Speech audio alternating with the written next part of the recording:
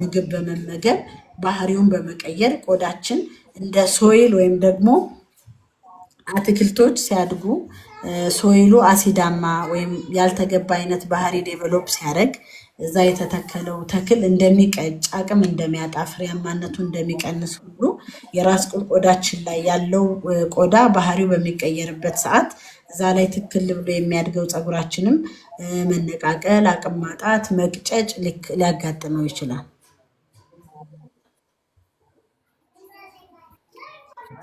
ሚኪ ተመልሶላል ጥያቄ ቀኝ የፀጉር ንቅለ ተከላ አውትካም የፀጉር ንቅለ ተከላ አውትካም ወይም ደግሞ ውጤታማነት እንደ ተካዩ ኤክስፐርትነት ይለያያል።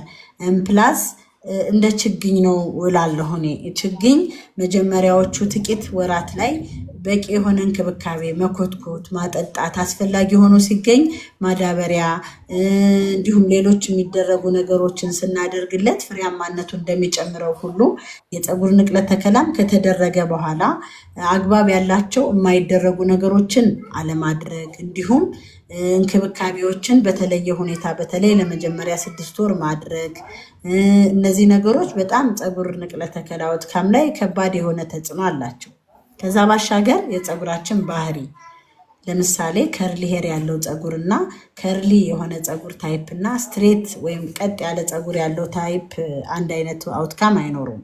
ብዙ ጊዜ ከርሊ ወይም የአፍሪካን ሄር ብዙ የሚባለው ይሄ ምንድነው ከርዳዳ የሚባለው አይነት ፀጉር ከመተከሉ ጀምሮ ቀድሞ መሞት ተጠማዞ ወደ ውስጥ መግባት አይነት ባህሪ ስላለው ውጤታማነቱ ወይም ደግሞ ብዛቱ ወይም ዴንሲቲው ቀነስ ያለና ውጤታማ የመሆን አቅሙም የቀነሰ ነው የሚሆነው ከፀጉር ታይፕ ስንነሳ። ከዛ ባሻገር ደግሞ የሆስት ፋክተር ወይም ከተተከለ በኋላ እንዳልኳችሁ እኛ ሶይል ነን፣ የሚተከለው ደግሞ አትክልት ነው እንዳልኩት።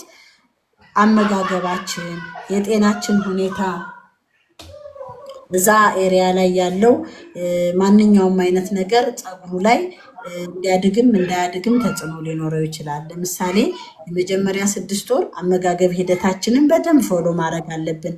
ባላንስድ መሆን አለበት። ፕሮቲን ሪች የሆነ ምግብ መመገብ አለብን። ውሃ ከ2 እስከ 3 ሊትር ውሃ በአግባቡ መጠጣት አለብን።